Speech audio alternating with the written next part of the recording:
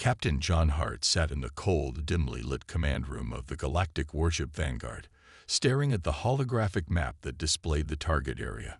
His fingers twitched slightly, hovering over the controls of the massive starship. The mission was about to begin. It was routine. At least, that's what they had told him. But deep down, Hart knew this mission was different. Something about it didn't sit right.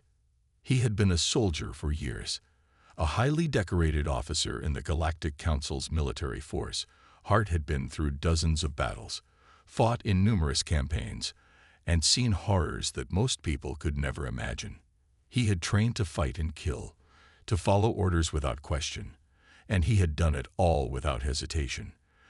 But as he looked at the hologram in front of him, he felt something stir within him, something he hadn't felt in a long time. The target, a peaceful alien colony on a remote planet.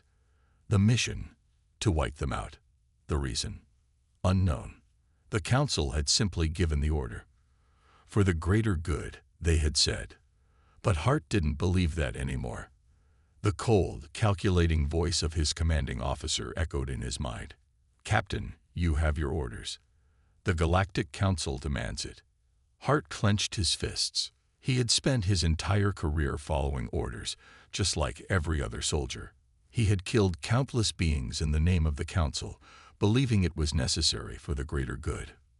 But now he was starting to question everything.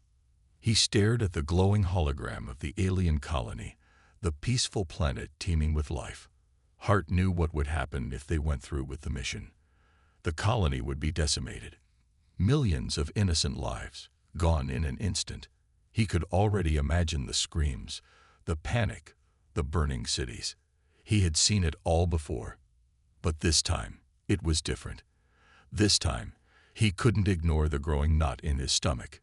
The weight of the decision was suffocating. He had always followed orders because that's what soldiers did. But now, the lines between right and wrong were blurring, and for the first time, Hart felt a surge of anger deep within him. Why was he fighting? What was he even fighting for? Hart's hand trembled as he reached for the control panel, setting the ship's coordinates for the attack. His mind raced, but his body was frozen. The countdown to launch had begun. In 5 minutes, the attack would commence. There would be no turning back. "This is what I do," he thought. "I'm a soldier. I fight for the Council. It's not my place to question orders." But then, something inside him snapped. The thought of another innocent life being taken in the name of the Council, another peaceful planet destroyed for reasons he couldn't even comprehend, was too much. His pulse quickened, his heart pounding in his chest. Without thinking, Hart slammed his fist down onto the console, cutting the countdown short. The room fell silent. The flashing red lights on the control panel blinked urgently, indicating that the mission was in jeopardy. The silence was deafening. What have I done? Before he could even process what had just happened, he heard the familiar voice of his superior officer crackle over the intercom. "Captain Hart, what is the meaning of this?" The voice was cold, distant, filled with the authority of someone who had no interest in hearing excuses. Hart took a deep breath, his pulse racing. He knew the consequences of his actions. He knew this was it. His career, his life, everything he had worked for, was about to come crashing down. He had made his choice. "I'm not doing this," Hart said, his voice steady but laced with anger. "I'm not killing innocent people anymore. I'm done." There was a long pause. The voice on the other end of the comms crackled again, this time tinged with disbelief. "You're quitting, just like that?" "Yes," Hart replied firmly, his decision now final. "I'm quitting. I'm done with the military. I'm done with the Council. I'm going to Earth." He didn't wait for a response. He didn't care what they thought. Without another word, he turned away from the control panel and began to make his way to the escape pods. His heart was racing, but there was a sense of relief in his chest. For the first time in years, he felt free. The weight of the mission was gone, replaced by an overwhelming sense of clarity. The war, the battles, the endless killing, They were not his responsibility anymore. The council could go to hell. As he made his way down the long corridors of the warship, Hart could hear the footsteps of his fellow soldiers behind him, rushing to stop him. He didn't look back. He didn't need to. He knew what he had to do. The escape pods were located at the far end of the ship. Hart's mind raced as he ran, the sound of his boots echoing through the metallic hallways. He could hear the voices of his comrades calling after him, warning him that his actions would have consequences. But he didn't care. He couldn't stay. He had to leave. As he reached the escape pod bay, Hart noticed that the doors were already sealed shut, but he didn't hesitate. He punched in the override code, the emergency system flashing a warning before the doors slid open with a hiss. He was almost there. But just as he reached the pod, a voice called out behind him, "Captain, you're making a mistake." Hart turned to see Lieutenant Kessler, one of his closest friends in the military, running toward him.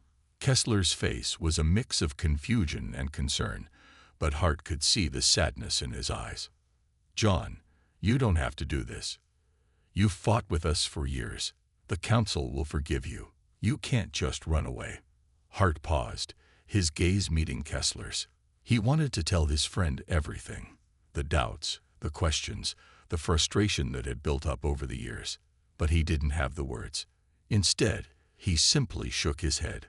"I can't do this anymore, Kessler. I can't keep following orders without questioning them. These people, these innocents, they don't deserve to die." Kessler opened his mouth as if to argue, but Hart didn't give him the chance. He turned, stepped into the escape pod, and slammed the door shut. A deep hum vibrated through the pod as the emergency systems activated. The pod launched, tearing away from the Vanguard, the massive warship quickly shrinking behind him. Hart felt the rush of adrenaline as the pod shot through space, away from everything he had known. His heart was still pounding, but it was a different kind of pounding now. It was the feeling of freedom, the feeling of escape. He had made a decision, and he was going to stick with it. The pod's engines hummed steadily as it sped through the cold expanse of space. Hart glanced at the control panel. He had set the course for Earth, a planet he had only heard of in stories, a place far removed from the brutality of war. He didn't know what awaited him there, but he knew it was better than what he had left behind. Earth, a place of peace, a place of humanity. For the first time in years, Hart allowed himself to imagine what it would be like to live in a world that wasn't ruled by the endless cycle of war. A world where people didn't have to fight to survive, where there was more to life than just following orders. He leaned back in the pod seat and closed his eyes, taking a deep breath. The journey ahead was uncertain, but for the first time, he was excited to see where it would lead. The war was over for him, and as the pod accelerated toward Earth, he couldn't help but feel a sense of hope stirring deep inside him. The escape pod shot through the cold, endless void of space, its engines roaring in the distance as it sped away from the massive warship Vanguard. Captain John Hart's chest was tight, his breath shallow, but there was something else too, an odd feeling of freedom. It was hard to describe. For years, he had been a soldier, following orders without ever really questioning them. Now, as he sat alone in the pod, speeding away from everything he had known, he realized just how heavy that life had been. The war, the endless battles, the endless killing, and the constant reminder that he was just a pawn in someone else's game. He glanced at the small, flickering control panel. Earth. That was where he was headed now. A place he had only heard of in whispers. Stories passed from one soldier to another. Earth. A blue and green planet in the far corner of the galaxy. They said it was a place of peace. They said humanity was different from the other races, more compassionate, more human. But could it be true? Could a planet that had been isolated for so long really offer the kind of sanctuary he was hoping for? The pod's shaking pulled him from his thoughts. A warning light flickered on the control panel. A quick glance confirmed it. The pod was unstable. His heart skipped a beat. It wasn't a surprise. The escape pods weren't exactly designed for long journeys, and after what had just happened back on the Vanguard, Hart had no illusions that the military would be happy with his escape. The ship's security would be on high alert. They would know that he was gone by now. He gritted his teeth, knowing that the Council would never let him leave without a fight. If they caught him, it would be the end. They would never let him walk away from the life he had known. He was a deserter now, a traitor, and traitors never survived in the Council's military. But as the pod began to rattle violently, Hart couldn't help but feel a strange sense of calm. Whatever happened, he had made his choice. He had done the right thing. And no matter the cost, he wasn't going back. The pod's thrusters whined, struggling to maintain stability as it tore through space. Hart clenched his fists. The vibrations in the pod grew worse. It felt like the ship could fall apart at any moment. His mind raced. The journey to Earth was going to take several days. With a damaged pod, he couldn't afford to waste any time. "Come on," Hart muttered under his breath. "Stay together, just a little longer." He adjusted the controls, trying to stabilize the pod as best as he could. The shaking didn't stop, but it became more manageable. The ship steadied, and the warning lights dimmed. His pulse began to slow, and for a brief moment, he allowed himself to relax. The worst of it was over. For now. The silence that followed was almost peaceful. The pod glided silently through space, its sleek design cutting through the void. Hart turned his gaze to the small window in front of him. Outside, the stars stretched endlessly across the dark expanse, tiny pinpricks of light that seemed so distant, so unreachable. The vastness of space was both awe-inspiring and terrifying. It was hard to believe that just a few hours ago, he had been on the Vanguard, a member of the most powerful military in the galaxy. Now he was here, alone in this tiny pod, heading toward a planet he knew nothing about. It was a gamble, but he didn't have any other choice. The Council would never let him go, and staying in the military would mean more of the same, more orders to destroy, more lives to take. He shook his head. "No," he thought. "I'm done with that life. I'm done with the bloodshed. I'll find a new path. I'll make a new life for myself. I have to." As the hours passed, Hart drifted in and out of sleep, but it was hard to get any real rest. The small pod was cramped, and the constant hum of the engines made it difficult to focus. But despite the discomfort, he couldn't ignore the growing excitement inside him. He was leaving everything behind. He was starting over. He had never truly questioned the reasons for the wars he fought in. For years, he had just followed orders, believing in the ideals of the Galactic Council. But now, as the vastness of space stretched out before him, he realized how small and insignificant that life had been. The military was nothing more than a machine, grinding up the lives of countless beings for the Council's agenda. There had been no room for compassion, for understanding. And now he was free. As Hart floated through space, his thoughts turned to Earth. What would it be like? Was it truly a peaceful place, like the stories said?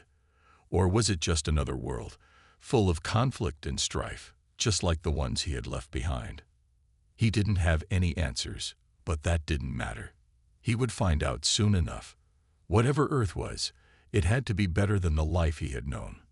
The war, the killing, the endless conflict, it was all behind him now. After a while, the pod's computer beeped, indicating an incoming transmission. Hart's heart skipped a beat. He reached for the controls and activated the communication system. "Captain Hart," a familiar voice crackled through the speakers. It was Lieutenant Kessler, the voice of reason, always trying to bring him back to the fold. "You can't escape. You've made a mistake. The Council won't let this go. You know what they'll do." Hart's hands tightened around the controls. He had been expecting this. He had known that Kessler would try to talk him out of it, but he wasn't interested in hearing it. He had made up his mind. There was no going back. "I've made the right choice, Kessler," Hart said firmly, his voice cutting through the static. "I can't keep fighting for the Council. I can't keep doing their dirty work. I'm done." Kessler's voice trembled on the other end. "You're throwing away everything, John. All your hard work, your career, your friends. You're just going to run away." Hart's eyes narrowed. He could hear the desperation in Kessler's voice, but it didn't sway him. "I'm not running, Kessler. I'm walking away, and I'm not going back." There was a long silence. Hart could almost hear the wheels turning in Kessler's mind. But in the end, Kessler didn't respond.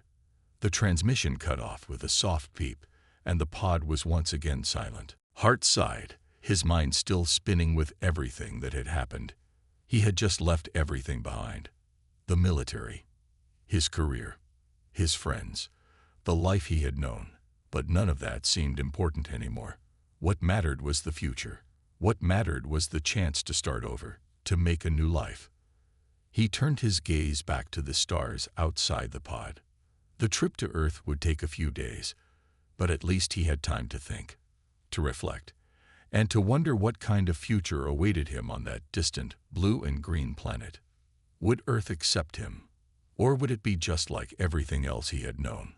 A place full of war and violence, where the strong ruled and the weak were crushed underfoot. He didn't know. But for the first time in a long while, he didn't feel afraid. He didn't feel alone. And that was enough for now. Captain John Hart felt the sudden jolt as the escape pod systems made their final adjustments. His heart raced. The tension he had been carrying for days, ever since he made the decision to leave, finally started to break apart as the pod entered the atmosphere of Earth. He looked out the small window, his eyes wide with a mixture of wonder and disbelief. This was it, the end of everything he had known, and the beginning of something entirely new. He had finally made it to Earth. The pod shook again, this time more violently. The air was thick with turbulence, and Hart could feel his stomach drop as the pod descended further into Earth's atmosphere. He had never flown on a planet like this before. The ship he had used for years in the military had been a state-of-the-art warship designed for the fastest speeds and most dangerous missions. But this pod was something entirely different. There were no advanced shields to protect him, no massive engines to pull him through the atmosphere. It was just a small, fragile thing, and it felt like it was about to fall apart any second. His hands tightened around the controls. Sweat dripped down his forehead as he concentrated on keeping the pod steady. The shaking was intense now, and the noise from the air friction outside made it feel like the whole pod was being torn apart. But through it all, one thought echoed in his mind. "I'm almost there. Just a little longer." A sudden beeping noise interrupted his thoughts. The console flashed a warning, and a red light blinked on the panel. The escape pod was losing altitude faster than expected. No, Hart muttered to himself, quickly adjusting the throttle. He tried to steady the pod as best he could, but he was barely able to keep control. The air pressure outside was like nothing he had ever experienced. It was as if the planet itself was pushing back against him. The pod's descent slowed for a moment, then began to pick up speed again. Hart clenched his teeth, focusing on the controls with everything he had left. He had no choice but to ride it out. He wasn't going to let this new life, this new hope, slip away from him so easily. With a final, powerful jolt, the pod finally hit the ground. There was a loud crash as it slammed into the soft earth. Hart's body jerked forward in the seat, the seat belt holding him back just in time to prevent serious injury. His heart raced, and he blinked rapidly, trying to shake the disorientation from the crash. The world outside the window was blurry, a mix of green, blue, and brown. It took him a moment to regain his senses. The pod was quiet now. The shaking stopped. He took a deep breath and unclipped his seatbelt. His hands were still shaking as he slowly pushed the pod's door open. The cool air of Earth flooded in, and the moment he stepped outside, he was hit by the scent of fresh grass, the earthy smell of trees, and the soft breeze brushing across his skin. It was unlike anything he had ever felt before. It was peaceful, calm, serene. He stood still for a moment, taking it all in. The tall trees around him stood like silent giants, their leaves rustling gently in the breeze. A distant mountain range was visible on the horizon, and the sky above was the clearest blue he had ever seen. The earth he had imagined was nothing like the harsh, war-torn worlds he had left behind. This place, this was home. He didn't know how or why, but in that instant, he knew that this was where he belonged. The escape pod sat behind him, half buried in the soft earth. It had survived the harsh descent, but it was clear it wouldn't be going anywhere soon. Hart didn't mind. It wasn't the pod that mattered now. It was the land beneath his feet, the people he hoped to meet, and the life he hoped to build. His military training kicked in as he assessed his surroundings. The area was quiet, no signs of immediate danger. He could hear birds in the distance and the sound of a gentle stream nearby. He noticed the beauty of it all, the colors of the trees, the way the sunlight dappled the ground through the leaves. But there was something else too, something he couldn't quite put his finger on. The air felt different, charged with a quiet energy that he hadn't felt in a long time. He had always been a soldier, trained to fight, to think strategically, to stay alert. But now, all of that seemed irrelevant. For the first time in years, he didn't need to worry about what the next battle would bring. There was no war here, no mission to complete, no orders to follow, just the freedom to breathe, to think, to be. He took another step forward, his boots crunching softly against the earth. The feeling was foreign, yet exhilarating. He couldn't help but feel like he was walking on sacred ground. As he moved away from the pod, he spotted something in the distance. Movement. His instincts kicked in, and he immediately crouched down, taking cover behind a tree. His hand instinctively went to the small blaster he carried at his side, a weapon he'd carried for years. He didn't know who or what it was, but his mind was still wired to be cautious. He had no idea what Earth's inhabitants were like. Were they friendly? Or were they like the other races he had fought against, quick to turn hostile at the sight of an outsider? Through the branches, he could make out the shape of a figure, someone or something moving through the trees. It was humanoid, walking on two legs, but it was too far for him to make out any details. His pulse quickened. What if it was an enemy? What if the council had sent someone to track him down? His hand tightened around the blaster, ready to react if necessary. But then, the figure came closer, and he could see more clearly. It was a human, a woman. She was wearing simple clothes, nothing like the military uniforms Hart had been used to. She had long, dark hair, and her face was a mixture of surprise and curiosity as she noticed him standing there. Hart froze. Was this a trap? A human soldier from another world? The woman took a step toward him, then stopped. She held her hands up in a gesture of peace. Hart didn't move. His instincts told him to be careful. She was alone, and he couldn't be sure of her intentions.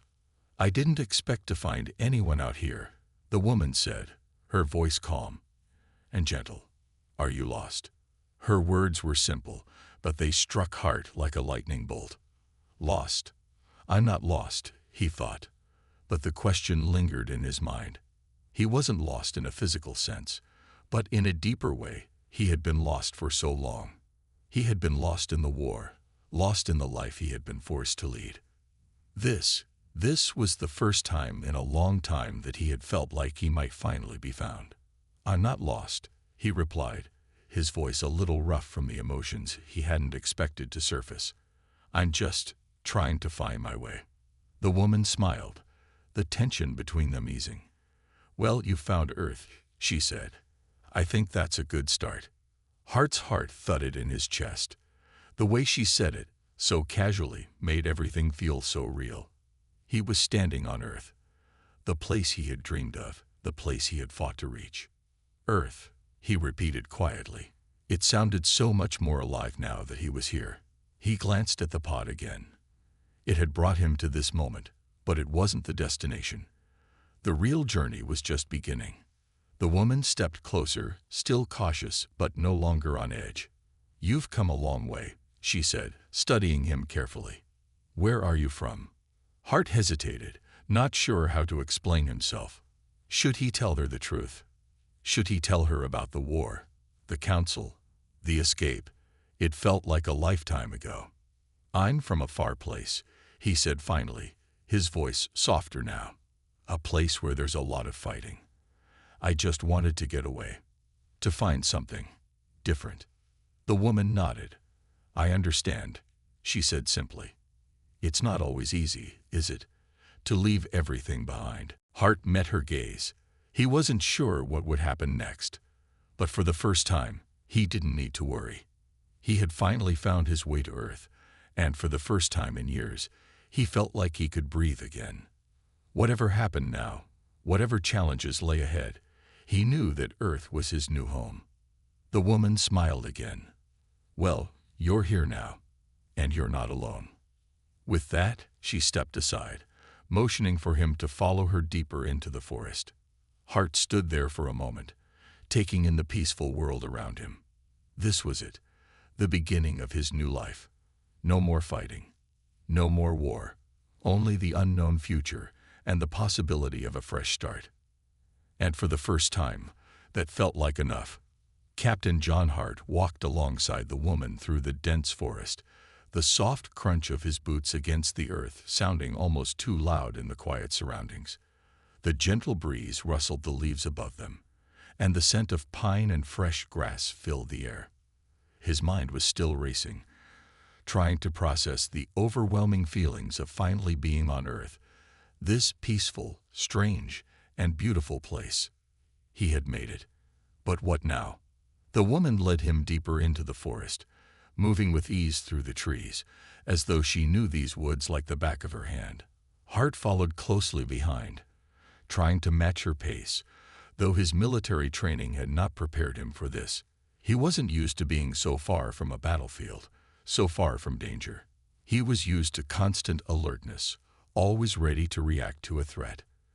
But here, on Earth, it felt different.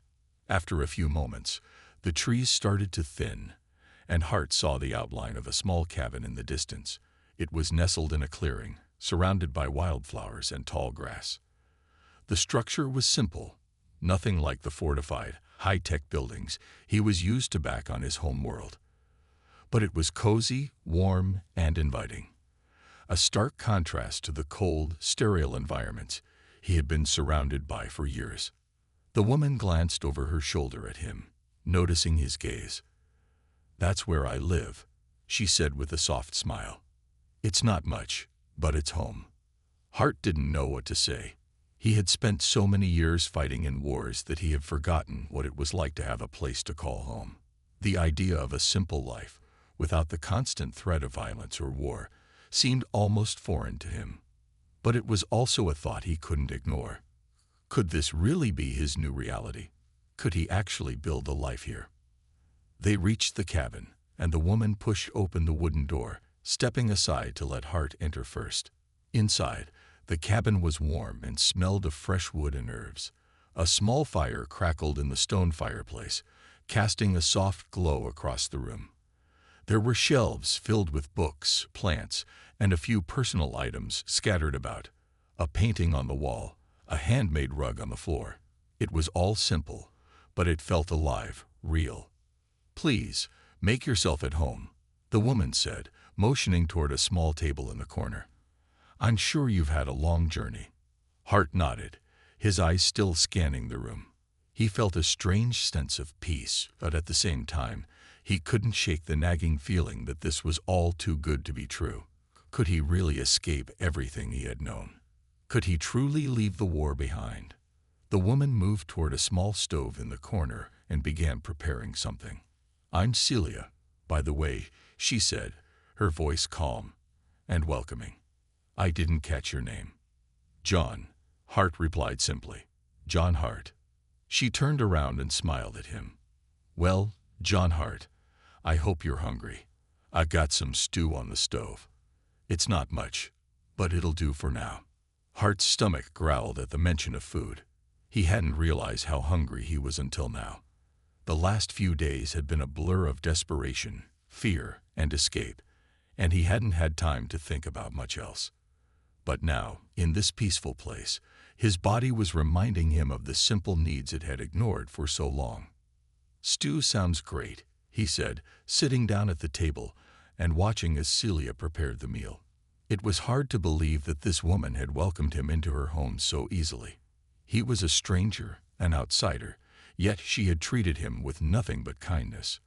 The contrast between this and the cold, calculated interactions he was used to back in the military was startling. She stepped outside the cabin, her face a mixture of confusion and concern. "What is it?" "I don't know," he said, scanning the horizon. "But I have a bad feeling." Before Celia could respond, a deep, rumbling noise echoed from the sky.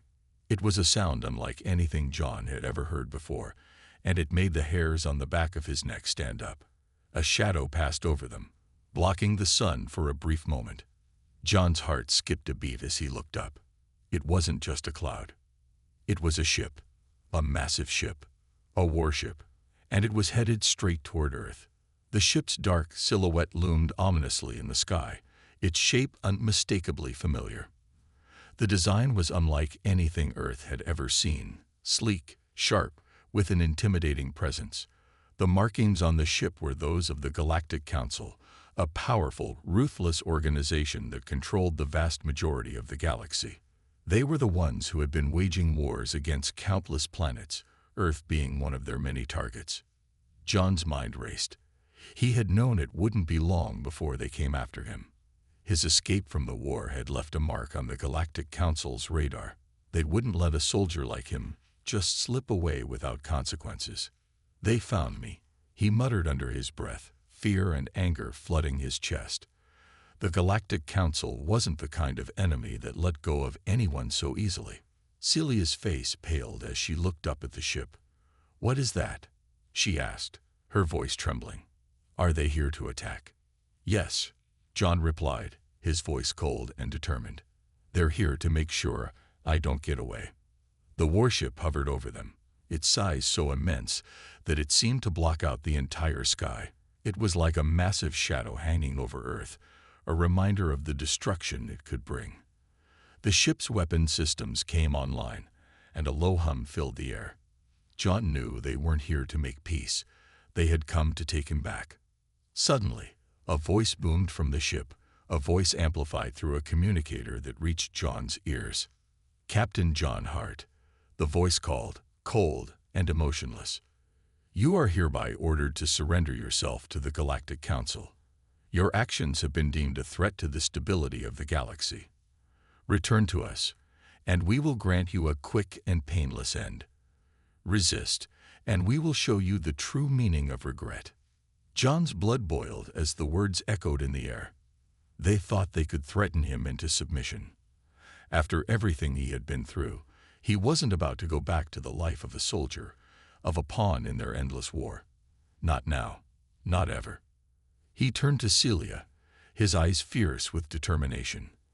"I have to fight," he said. "They won't stop until they get what they want." Celia grabbed his arm, her grip strong despite her fear. "You can't fight them alone, John. They're too powerful." "I know," he said, his voice softening for a moment. He could see the concern in her eyes, the way she cared for him despite knowing so little of his past. "But I don't have a choice. I won't let them take me back." Celia hesitated, then nodded slowly. "Then we fight together." As Celia served the stew, she sat down across from him, her eyes curious but not intrusive. "So, John," she began, stirring her spoon in the bowl, "what brings you to Earth? You said you're from a far place. What kind of place is that?" Hart hesitated, unsure of how much to reveal. He had been trained to keep his emotions and past hidden, to keep his personal life locked away. But something about Celia's genuine curiosity made him want to open up, to share the truth.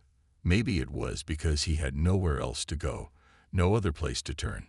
Maybe it was because, for the first time in years, he felt like he wasn't in a constant state of danger. "It's complicated," Hart began, his voice low. "I was part of a military unit, stationed on a planet far from here. It wasn't like Earth. It was a place of constant war. We fought against all kinds of enemies. Alien species, hostile forces, you name it. We were always on the front lines. And I was good at it. Too good, maybe. Celia listened carefully, her eyes never leaving him. She didn't interrupt, giving him the space to speak. But I couldn't take it anymore, Hart continued. The constant fighting, the loss, it started to change me. I started to lose myself. I didn't want to be that person anymore, so I made a choice. I left. He stopped for a moment, unsure if he should continue. Celia didn't say anything, just patiently waited for him to speak. Her presence was calm, and it was comforting in a way Hart hadn't expected. I didn't have a plan, he finally said, his voice rough. I just knew I couldn't stay there any longer. So I found an escape pod and left. I didn't know where I'd end up. I didn't know what would happen next. But I ended up here, on Earth. Celia nodded slowly, as though she understood exactly what he was saying. I'm glad you made it, she said quietly. Sometimes we need to leave things behind in order to move forward. Hart didn't know what to say to that. He wasn't used to talking about his feelings or his past. But in this moment, it felt right. It felt like Celia wasn't judging him. She wasn't expecting anything from him. She just wanted to listen. I don't know what I'm going to do now, Hart admitted. I don't know how to live without the war. It's been my whole life. Celia smiled gently. It's okay, she said softly. You don't have to have all the answers right now. You're here now, and that's what matters. You have time. You can take things one step at a time. Hart looked at her, and for the first time since he had left the battlefield, he felt a sense of hope. Maybe it wouldn't be easy to start over. Maybe the war had left scars that would never completely fade. But he didn't have to do it alone. There was no rush, no pressure to figure everything out right away. He could take his time. They spent the rest of the evening talking over dinner, the fire crackling in the background. Celia asked him more questions about his past, and he slowly opened up, sharing bits and pieces of his life. He told her about his military service, the battles he had fought, and the reasons he had left. She listened attentively, offering kind words and understanding. It felt nice, something he hadn't felt in a long time. As the evening wore on, the stars began to appear outside the cabin windows, twinkling in the night sky. Hart stood up and walked outside, needing a moment to himself. The night air was cool against his skin, and the quiet of the forest felt like a balm to his soul. For the first time in years, he wasn't worried about an attack, a mission, or an enemy. He was simply here. He was safe.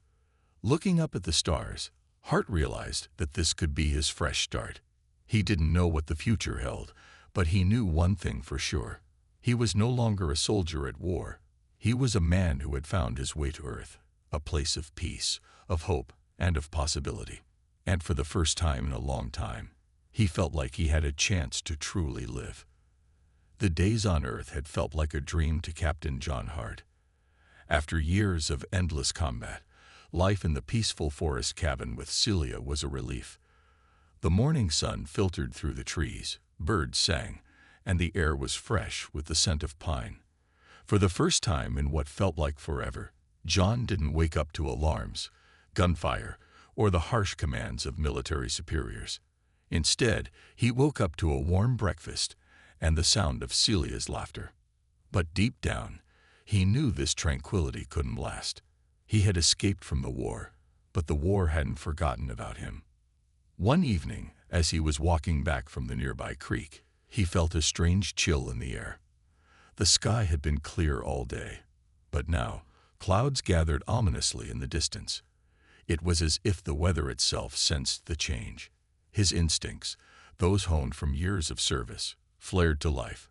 Something was coming. Celia, he called out, urgency in his voice. Something's wrong. John felt a sense of relief wash over him. He wasn't alone in this fight. Earth may have been his escape, but he had found something here worth protecting. The thought of Celia by his side made him feel stronger, more determined than ever. He began to assess their options, his military instincts kicking in. We need to get inside. I don't know how long we have until they start their attack.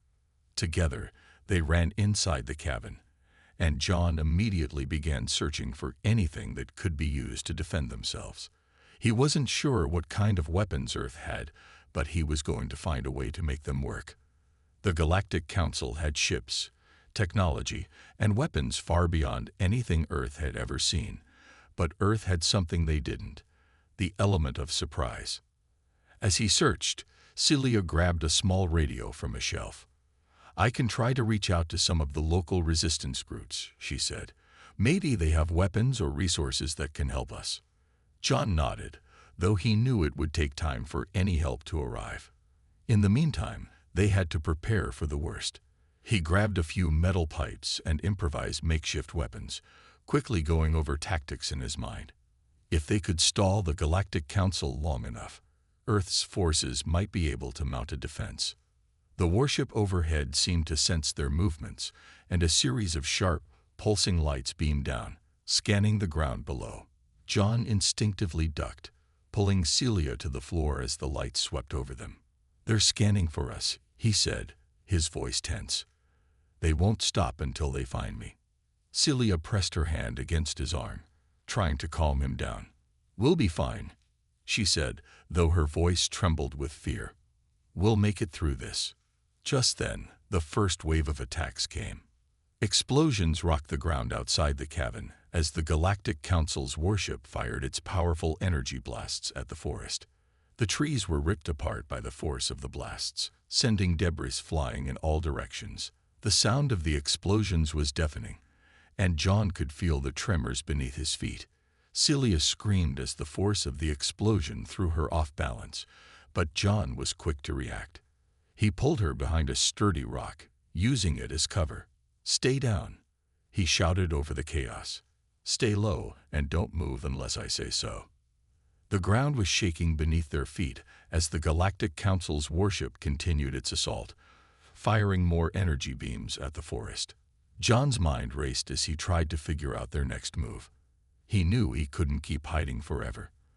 The Council's ships had weapons far beyond anything Earth could handle, but they didn't know the terrain. They didn't know the land like John did.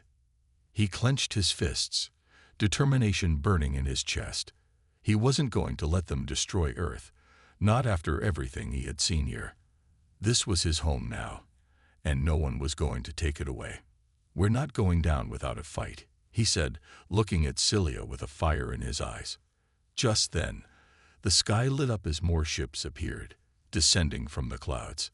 The Galactic Council was bringing everything they had, but John wasn't alone anymore. Earth wasn't the helpless planet they had once thought it was.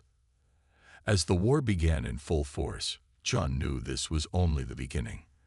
The Galactic Council had made a grave mistake in thinking they could control him. And now, they were about to find out just how far a soldier would go to protect the ones he loved. The roar of explosions echoed through the air as John Hart and Celia crouched behind a large boulder.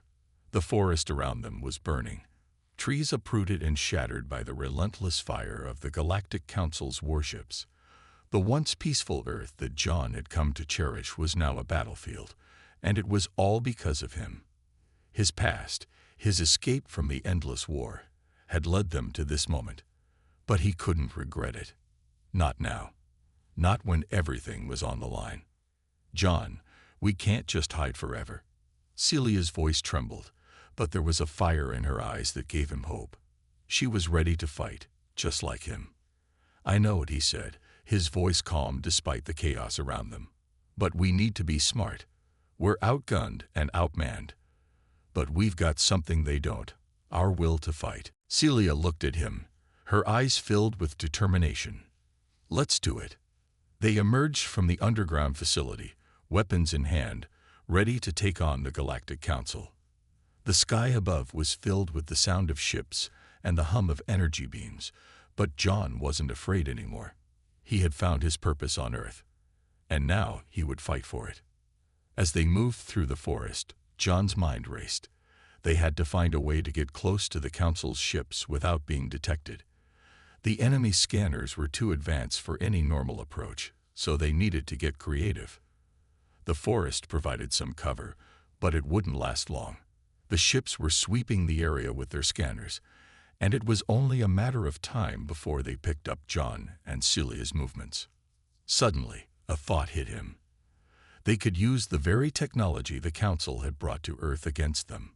The EMP device might be able to disable the scanners, creating a temporary blind spot in the enemy's defenses. "We need to get to the highest point in the forest," John said, pointing to a ridge ahead. "If we can get there, we can fire the EMP at the Council's ship and disable their scanners." Celia nodded, following him without question. They sprinted through the trees, their hearts pounding in their chests. Every step felt like it could be their last, but they couldn't stop now. They had come too far. They reached the ridge just as the warships began their descent. John could see the massive ships through the trees, their weapons aimed at the ground below.